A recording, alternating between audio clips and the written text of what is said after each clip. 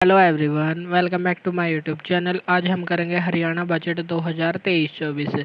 जितने भी बजट से संबंधित हरियाणा के क्वेश्चन बनेंगे और जितनी भी योजनाएं बजट में जिन योजनाओं की घोषणा हुई थी वे और बजट से संबंधित जितनी भी महत्वपूर्ण बातें बन सकती हैं उन सभी की चर्चा आज हम इस क्लास में करेंगे, क्योंकि Haryana budget Haryana group D के लिए काफ़ी इम्पोर्टेंट होने वाला है। तो इसकी हमें सभी योजनाओं और महत्वपूर्ण तथ्यों को ध्यान से पढ़ना होगा ताकि हम एग्ज़ाम्स में अच्छा स्कोर कर सकें। तो ये क्लास आपके लिए काफ़ी इम्पोर्टेंट होने वाली है।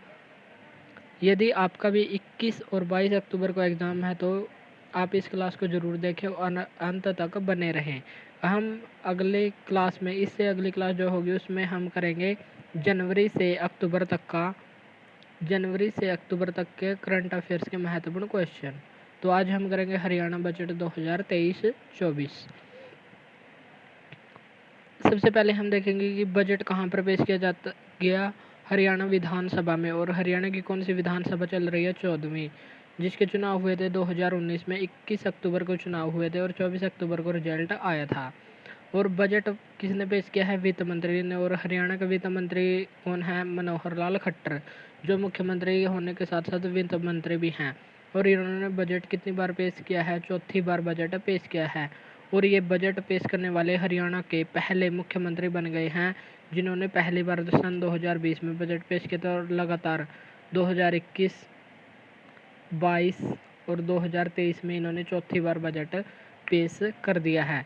तो चौथी बार बजट पेश किया है। और यदि पूछे विधानसभा का दूसरा नाम क्या है, तो विधानसभा का दूसरा नाम है अगस्त हाउस। तो ये भी हमारे लिए काफ़ी इम्पोर्टेंट है, तो हमको ध्यान रखना होगा।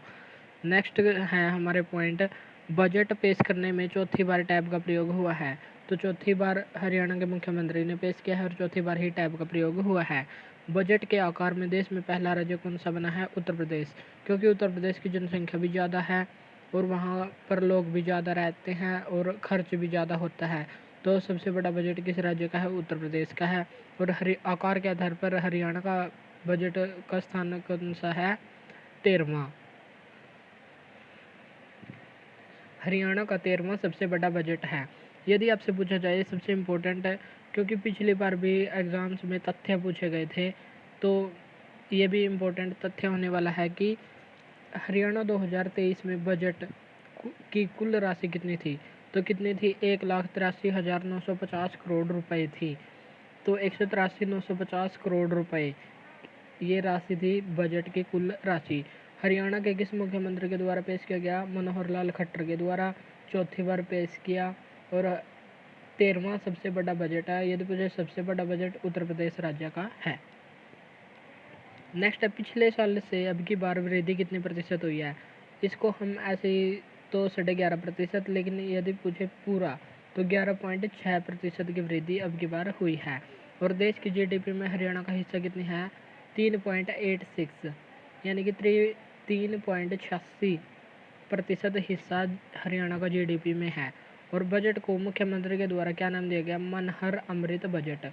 जो अमृतकाल मनाया जा रहा है, तो उससे अमृत और मनहर, मन को हरने वाला बजट है अब की बार का, इसलिए इस बजट का नाम दिया गया मनहर अमृत बजट। और वर्तमान में प्रति व्यक्ति आय कितनी है? यानी कि प्रत्येक व्यक्ति की आय कितनी है? 2,96,685 रुपये। हरियाणा की जितनी भी आमदनी है उसमें यदि प्रति व्यक्ति आय देखें तो है 2,96,685 रुपये। तो पिछली बार से 11.5% की वृद्धि हुई है। जीडीपी में हरियाणा का स्थान 3.86%।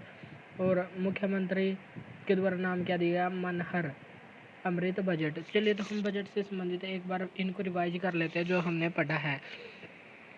हरियाणा की वर्तमान में कौन सी विधानसभा चल रही है? 14वीं। इसके चुनाव हुए थे 21 अक्टूबर को और रिजल्ट आया था 24 अक्टूबर को। हरियाणा के राजनीतिक इतिहास में पहले मुख्यमंत्री ऐसे हैं जिन्होंने बजट पेश किया, वे कौन है? मनोहर लाल खट्टर हैं और इन्होंने चौथी बार बजट को पेश किया है। हरियाणा, यदि पूछे भारत आकार की दृष्टि से भारत का सबसे बड़ा बजट किस राज्य का है? उत्तर प्रदेश का। हरियाणा का कौन सा है? 13वां सबसे बड़ा बजट है। और पिछली बार की अपेक्षा अब की बार कितने प्रतिशत की वृद्धि हुई है? 11.5% की वृद्धि हुई है। और जीडीपी में हरियाणा का स्थान है 3.86%। और प्रति व्यक्ति आय कितनी है? 2,96,685 प्रति व्यक्ति आय है। अब हम देखेंगे महत्वपूर्ण बातें। महत्वपूर्ण बातों में सबसे पहले बीपीएल, बिलो पॉवर्टी लाइन, यानी कि गरीबी रेखा से नीचे। तो हरियाणा में बीपीएल परिवार किनको माना जाता है? जिनकी वार्षिक आय 1,80,000 रुपये से कम हो, तो उनको बीपीएल के अंतर्गत माना जाता है। तो बीपीएल परिवारों के लिए एक योजना की घोषणा की गई है। वह योजना कौन सी है? बीपीएल परिवार के सदस्यों की मृत्यु या दिव्यांग होने पर दीनदयाल उपाध्याय अंत्योदय परिवार सुरक्षा सहायता योजना शुरू की गई। यानी कि जो बीपीएल परिवार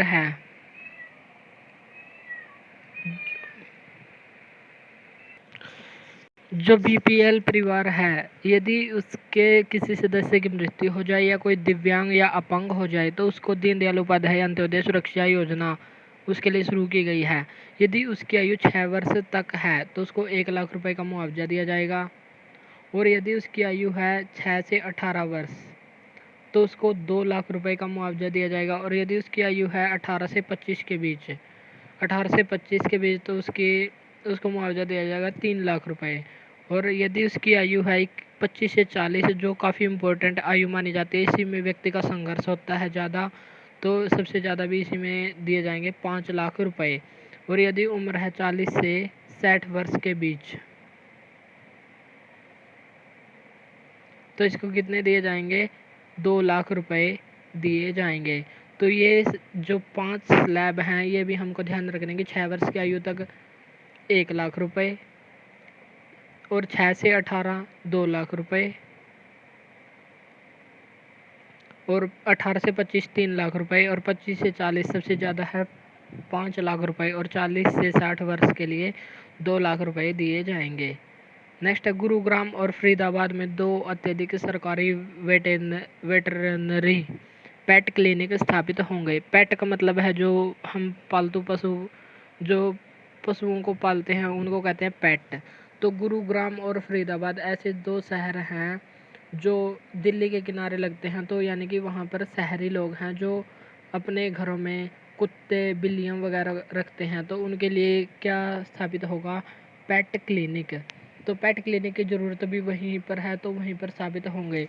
तो कहाँ पर स्थापित होंगे? हरियाणा में गुरुग्राम और फरीदाबाद में अत्यधिक सरकारी वेटरनरी पेट क्लिनिक। तो हम इनको ध्यान रखेंगे, पेट क्लिनिक फरीदाबाद और गुरुग्राम में। इलेक्ट्रिक मोबिलिटी के लिए मानेसर में उत्कृष्टता केंद्र स्थापित होगा। तो उत्कृष्टता केंद्र कहाँ पर स्थापित होगा? मानेसर में। पेट क्लिनिक गुरुग्राम और फरीदाबाद में। नेक्स्ट है 1,000 ग्राम पंचायतों में ई पुस्तकालय। तो ई पुस्तकालय कितने ग्राम पंचायतों में? 1,000 ग्राम पंचायतों में स्थापित होंगे।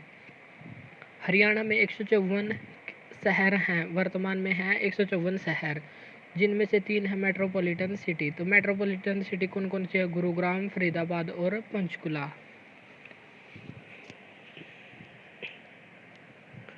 और यदि पूछा जाए कि चौथी मेट्रोपॉलिटन सिटी कौन सी बनेगी? सोनीपत। और यहाँ पर मेट्रोपॉलिटन डेवलपमेंट अथॉरिटी की स्थापना की जाएगी। तो 3 कौन कौन से? गुरुग्राम, फरीदाबाद, पंचकुला, और चौथी कौन सी होगी? सोनीपत होगी।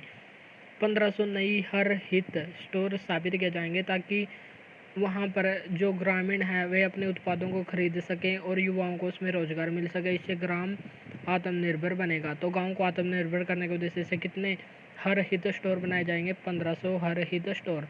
और ग्राम पंचायत कितने, जिनमें ई पुस्तकालय होगा? 1,000 ग्राम पंचायत।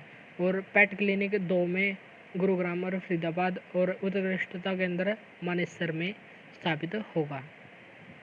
नेक्स्ट है अम्बाला व पंचकुला में 200 बिस्तर वाला खेल छात्रावास स्थापित होगा। तो 200 बिस्तर वाला खेल छात्रावास यानी कि स्पोर्ट्स हॉस्टल कहाँ पर स्थापित होगा? अम्बाला और पंचकुला में। और कुरुक्षेत्र जिले में एक साइकिल वेलोड्रम, और करनाल जिले में एक वाटर स्पोर्ट्स सेंटर स्थापित होगा। तो साइकिल वेलोड्रम यानी कि जहाँ पर साइकिल चलाया जाता है तो उसको कहते हैं वेलोड्रम। तो साइकिल का ट्रैक कहाँ पर स्थापित होगा? कुरुक्षेत्र में। और वाटर स्पोर्ट्स सेंटर करनाल में।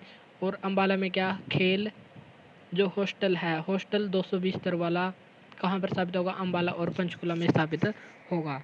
नेक्स्ट है पंचकुला में सूचना प्रौद्योगिकी के विकास हेतु विद्या समीक्षा केंद्र की भी स्थापना की गई है। तो विद्या समीक्षा केंद्र का संबंध किससे है?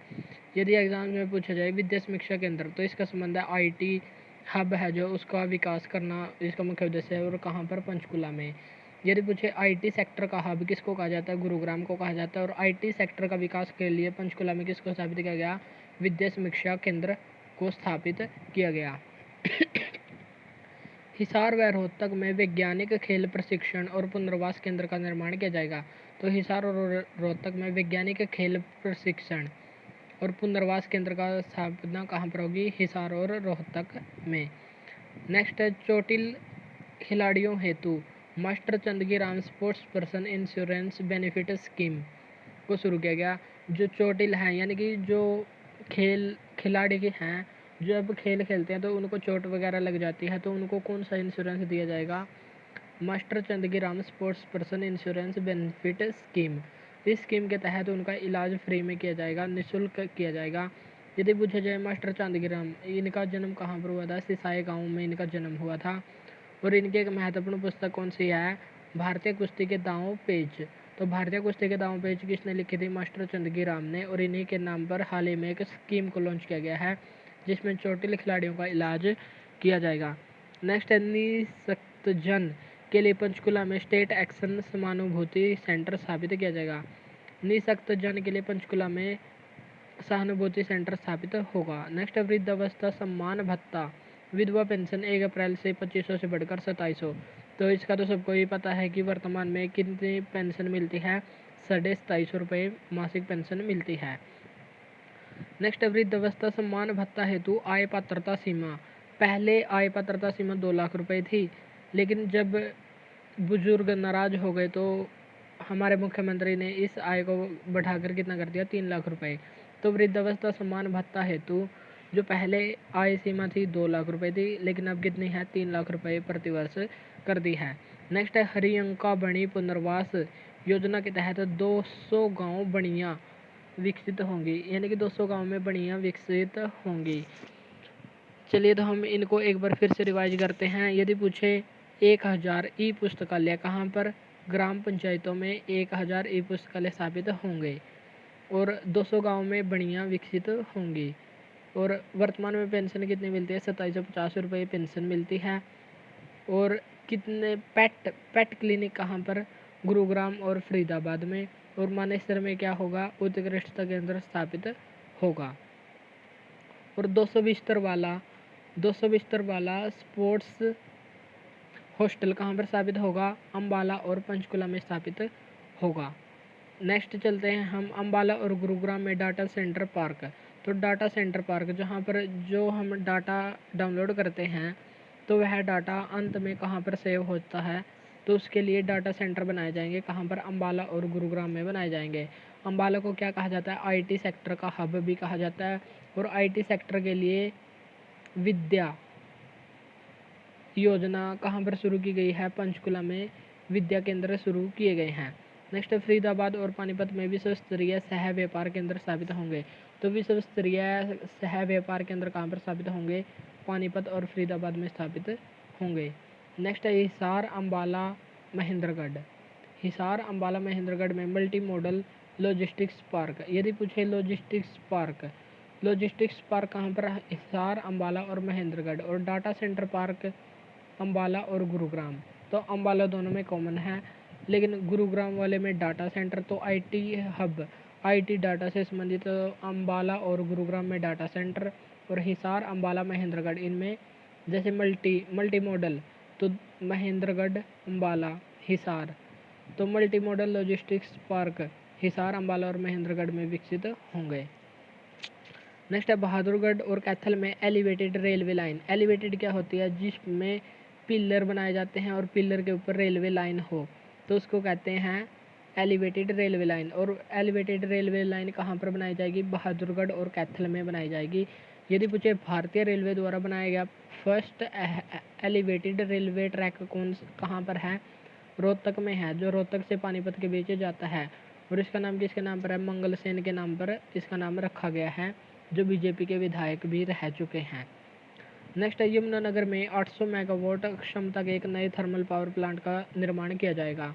यदि पूछा जाए वर्तमान में यमुनानगर में कौन सा थर्मल पावर प्लांट है? छोटूराम थर्मल पावर प्लांट, जिसकी क्षमता है 600 मेगावाट और जिसका उद्घाटन 2-3 बार किया गया था। लेकिन यहाँ पर बिजली उत्पादन का कार्य कब शुरू हुआ? 2008 में। इसको 2 कंपनियों ने बनाया था, एक तो रिलायंस और एक चाइना की कंपनी थी संघाई इलेक्ट्रिक कंपनी। तो इन दोनों कंपनियों के द्वारा बनाया गया था छोटूराम थर्मल पावर प्लांट। और यमुनानगर में एक नए थर्मल पावर प्लांट को बनाया जाएगा जिसकी क्षमता होगी 800 मेगावाट। नेक्स्ट है प्रधानमंत्री कुसुम योजना। एक प्रधानमंत्री कुसुम योजना आई है जिसके तहत 70,000 सोलर पंप स्थापित किए जाएंगे। यानी कि सोलर पंप है, इन सूर्य सौर ऊर्जा से जो सोलर पंप बनाए जाएंगे यानी कि विकसित होंगे। पहले तो इनका यूज़ इलेक्ट्रिक या कोयला या पेट्रोल की ऊर्जा से होता था, लेकिन अब इनका इस्तेमाल होगा सोलर ऊर्जा, सौर ऊर्जा से ये चलाए जाएंगे। और कितने 70,000 नए सोलर पंपों का विकास किया जाएगा। नेक्स्ट है गुरुग्राम और अरावली में 10,000 एकड़ भूमि पर अरावली सफारी पार्क विकसित होगा। तो अरावली सफारी पार्क कहाँ पर विकसित होगा? गुरुग्राम और अरावली में विकसित होगा। और कितने एकड़ में? 10,000 एकड़ भूमि पर इसका विकास होगा। नेक्स्ट ढोसी की पहाड़ी को पर्यटन स्थल के रूप में विकसित किया जाएगा। तो जो ढोसी की पहाड़ी है महेंद्रगढ़ में, उसको पर्यटन स्थल के रूप में विकसित किया जाएगा, ऐसा भी बजट में कहा गया है। तो ढोसी की पहाड़ी से संबंधित महत्वपूर्ण कौन है? च्यवन बाबा। च्यवन बाबा कहाँ पर है? ढोसी की पहाड़ी से संबंधित है। और यहाँ पर ढोसी का मेला लगता है। कब लगता है? सोमवती की अमावस्या के दिन लगता है।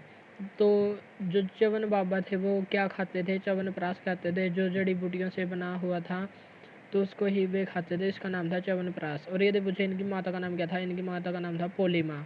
और ऐसा माना जाता है कि पोलीमा एक बार नाराज हो गई थी तो उसकी आंखों से इतने आंसू निकले कि एक नदी का ही निर्माण हो गया। और उस नदी का नाम है दोहन नदी। दोहन नदी हरियाणा में 50 किलोमीटर तक बहती है और फिर यह विलुप्त हो जाती है। तो किसकी आंखों से दोहन नदी का निर्माण माना जाता है? पोलीमा। पोलीमा कौन थी? च्यवन ऋषि की माँ का नाम था पोलीमा। और च्यवन ऋषि ने किसका निर्माण किया था? च्यवनप्राश का, जो ढोसी की पहाड़ी से संबंधित है।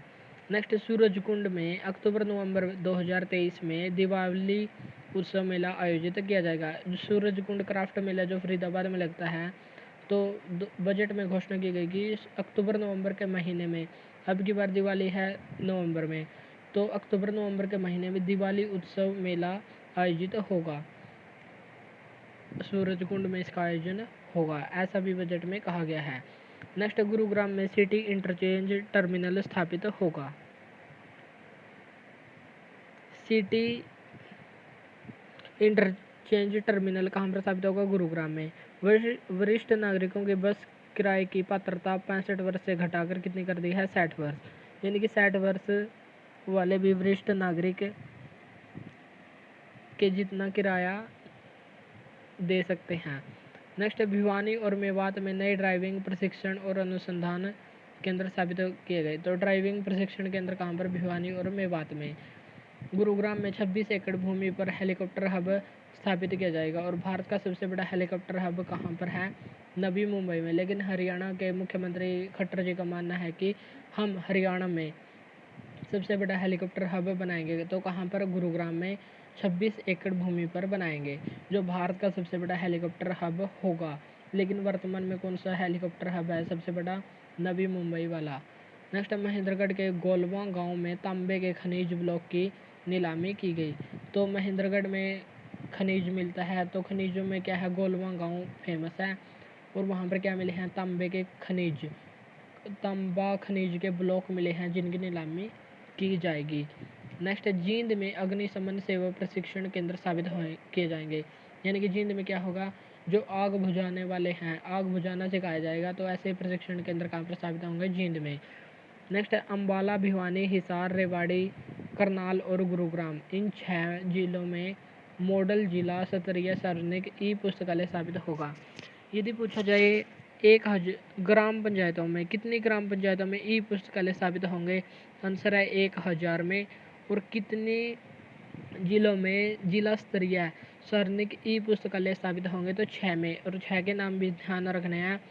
अम्बाला, भिवानी, हिसार, रेवाड़ी, करनाल, गुरुग्राम। तो ये सभी हमको ध्यान रखने हैं।